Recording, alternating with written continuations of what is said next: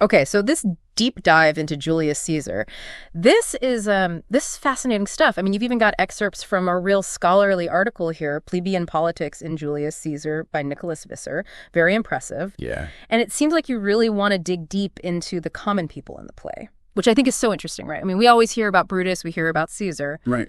But what about everybody else? What about the rest of the Romans? Well, it's really easy to overlook the common people. You know, the plebeians, Right. I mean, they're often portrayed as just kind of this mindless mob, right? Just kind of background noise to all the main action. But, you know, Visser, he's really arguing that that's not the whole story. Okay. And actually, he suggests that idea of the crowd, you know, sickle, easily manipulated, it's actually a kind of class-based prejudice. Wait, so are you saying that the way we usually see those crowds in the play, like that could be bias? Like that's like the elite's view of the common people and not necessarily the truth? Exactly. It's what some historians would call the view from above. Ah, okay. And to illustrate that point, Visser actually gives this really interesting example. Yeah. He talks about two groups of students who watched the 1953 film adaptation of Julius Caesar. Okay. One group was from Rhodes University in the 1980s. So that's obviously a predominantly white and privileged institution. Right. The other group was made up of Black South African students. Oh. And they were watching the same film at the same time. Okay. But obviously with their different perspectives. Okay, so same film, different reactions. What happened? Well, the Rhodes students, they didn't have a particularly strong reaction to the crowd scenes. Okay. They kind of just accepted it as a typical Shakespearean mob. Right, right. But the Black South African students, they actually started laughing during those scenes. I started laughing. Why? Well, because these students were living through apartheid, and they were actually experiencing firsthand the power of organized, politically active crowds, right? They were boycotting, protesting, you know, engaging in mass political action. Sure. So to them, this idea of a crowd just blindly following whoever happened to be speaking at the moment, it just seemed completely absurd. Oh, wow. Yeah, that makes sense. It makes you wonder how much our own views of crowds are shaped by that sort of, you know, that view from above, you know, this idea that they're just irrational and dangerous. And we might not even realize we're kind of buying into it. Exactly. And, you know, this is what we might call the myth of the crowd. Okay. And this myth is incredibly powerful. It's actually shaped not only how we interpret literature, but also how crowds are portrayed in social science, in journalism, even in, you know, our everyday lives. Right. So when we approach, you know, the plebeians in Julius Caesar, it's really crucial to be aware of this potential bias. So are you saying then that the plebeians weren't just a mindless mob? Like, were they actually more politically savvy than we give them credit for? Well, let's take a look at one of the most famous scenes in the play. Let's look at the speeches of Brutus and Antony after Caesar's assassination. Okay. So Brutus, he tries to appeal to the crowd's logic, right? Their sense of Republican ideals. Yeah. And then Antony comes in, right? All friends, Romans, countrymen, you know, whips them into this frenzy against the conspirators. Right. Classic manipulation, right? Totally, yeah. I mean, it's always seemed to me like a pretty clear example of the crowd just being swayed by whoever's the better speaker, right? But are you saying that there's actually more to it than that? I mean, it's certainly a brilliant scene of, you know, rhetoric and persuasion. Yeah. And both men are undeniably trying to manipulate the crowd, that's for sure. Yeah. But what's really interesting is that the plebeians aren't just reacting emotionally. They're actually responding to what Antony presents as evidence. Evidence. What do you mean by that? Well, think about it. He uses Caesar's will, his refusal of the crown, his supposed, you know, tears for the poor. Yeah. All of it designed to paint Caesar as this benevolent leader who really didn't deserve to be murdered. Okay. And the plebeians, well, they buy it. So they're not just being swayed by the fancy words, like they're actually evaluating the situation and they're actually considering the facts as Antony presents them. Exactly. Wow. And this raises, you know, this really crucial question. Are the plebeians actually more rational and discerning than we typically give them credit for? Right. Or are we just letting that, you know, myth of the crowd cloud our judgment? It's definitely making me rethink things. It actually reminds me of that scene with Cinna the poet where he gets torn apart by the crowd just for having the same name as one of the conspirators. Right. I mean, isn't that supposed to be like the ultimate example of mob violence? Well, it's often interpreted that way. Yeah. But if you actually look closely at the text, it's a lot more ambiguous than you might think. Really? How so? Well, for one thing, Shakespeare actually deviates from his source material, Plutarch. in this scene. Okay. In Plutarch, the crowd genuinely mistakes Cinna the poet for the conspirator. But Shakespeare actually adds this detail about them wanting to punish him for bad verses. So they're attacking him for, like, bad poetry. Come on, that's ridiculous. Well, it does seem a bit over the top, Yeah. but here's the question. Do they actually kill him in the play? Right. The text is actually really open to interpretation. Uh-huh. You know, one of the plebeians even says something like, just rip his name out of his heart and let him go. Are you saying it could be, like, a dark joke? Like, Shakespeare is kind of playing with our expectations of how a mob would actually behave. Exactly. Wow. And that uncertainty actually challenges that simplistic view of the plebeians as just this, bloodthirsty horde. Right. It suggests that their motivations might be a lot more complex, more calculated than we realize. Okay, so I'm really starting to see these plebeians in a whole new light here. But if they're not just, a mindless mob, then what is their role in this play? I mean, they don't really seem to have any political power, do they? Well, they may not have, direct power. Right. But think about it.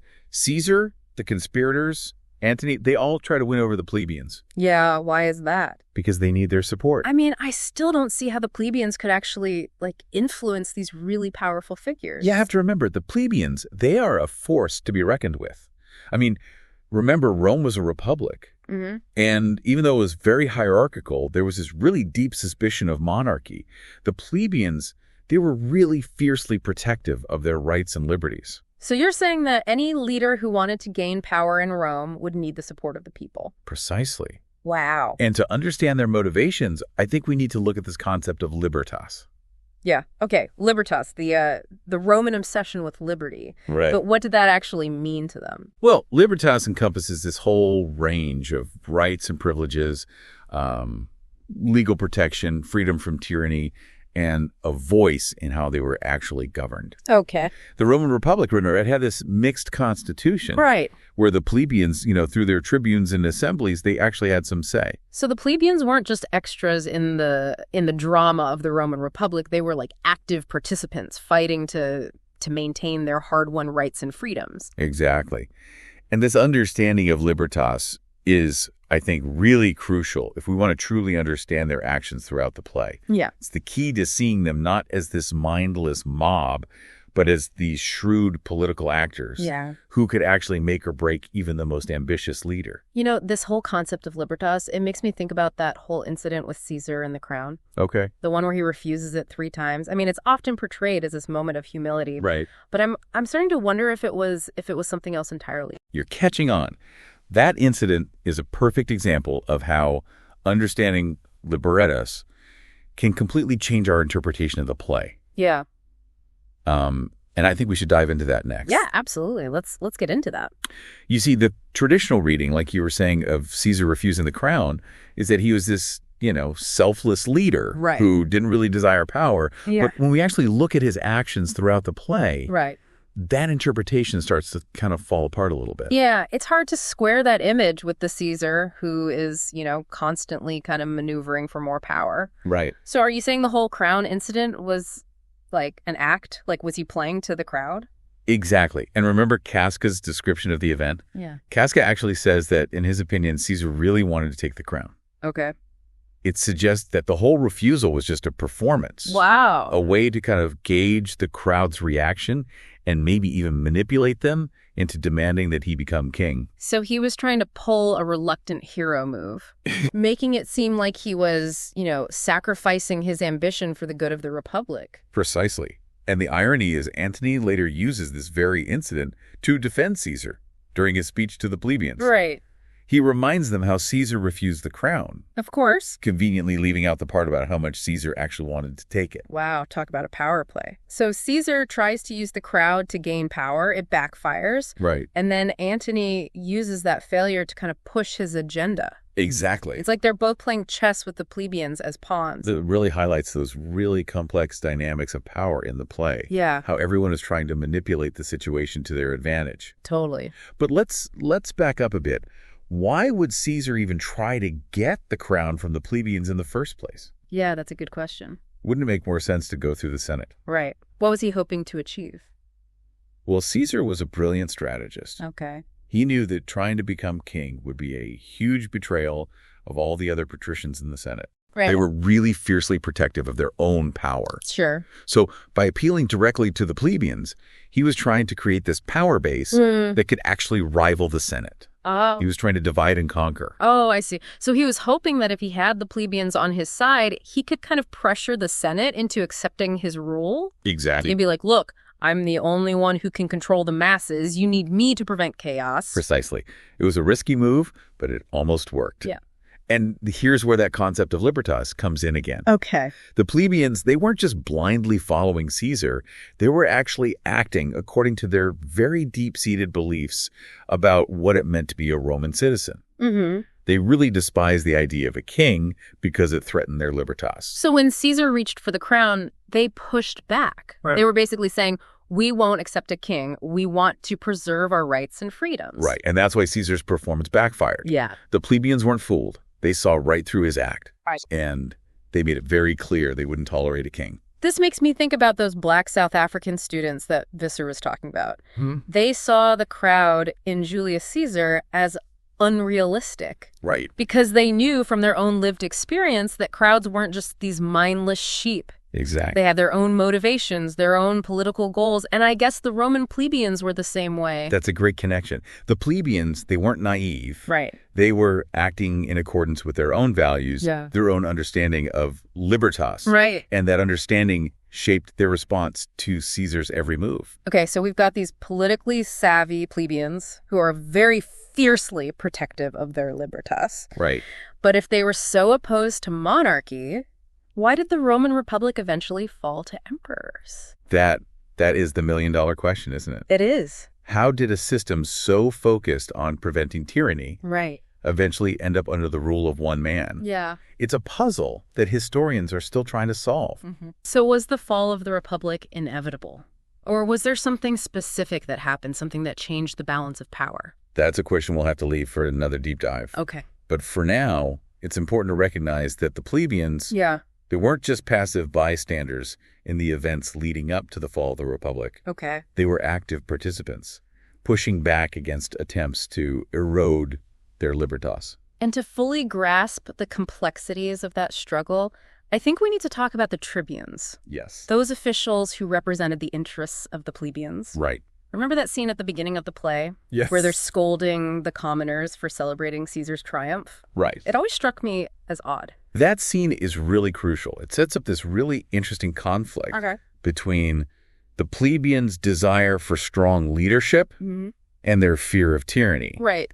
And it highlights the role of the tribunes as these defenders of libertas. Yeah. So the tribunes, they were actually tasked with protecting the interests of the plebeians. Right. And making sure that their voices were actually heard in Roman politics. Okay. They acted as a check on the power of the Senate and the consuls. Okay. You can think of them as the defenders of libertas, always pushing back against any attempts to limit the rights of the common people. So they were like watchdogs almost. Yeah, exactly. Making sure the elites didn't kind of trample on the freedoms the plebeians had fought so hard to win. Exactly. And their opposition to Caesar wasn't, anything personal. Right.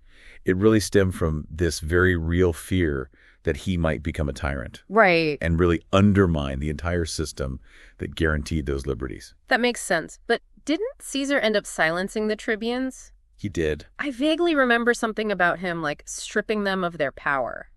You're right. And that's actually a really significant moment in the play. Okay. Because by silencing the tribunes, Caesar is effectively removing one of the main safeguards of plebeian libertas. Okay. He's really consolidating his power and getting rid of any potential opposition.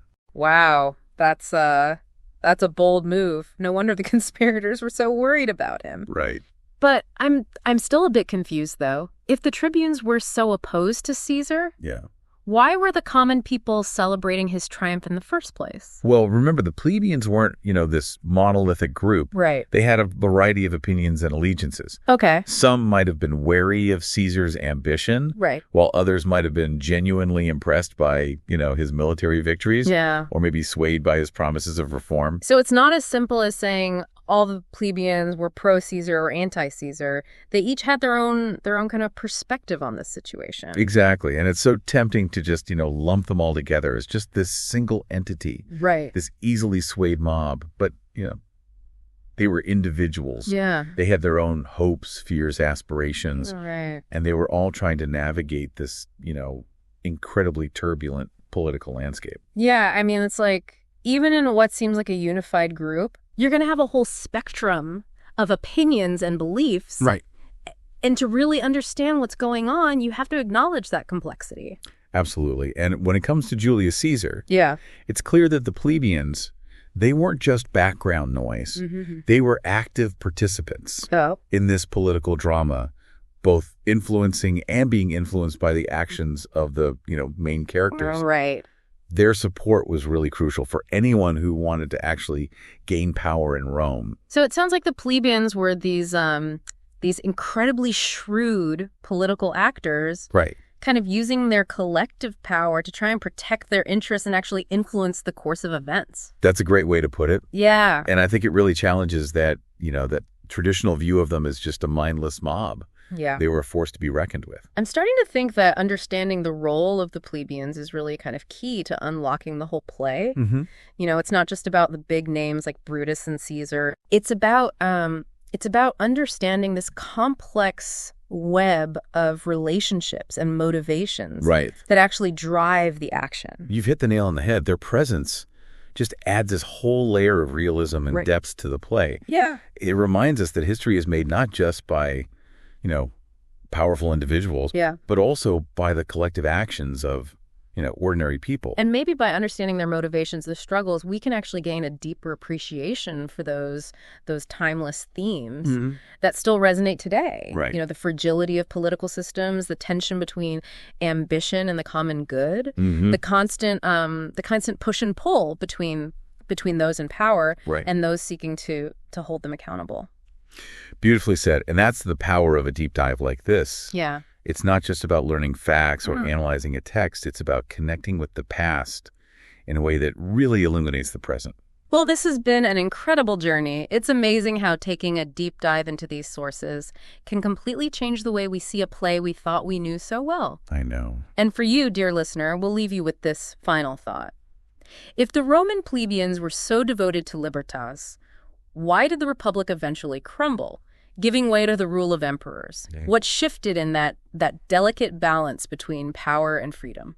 It's a question worth pondering as you continue your exploration of Roman history. Until next time, keep diving deep.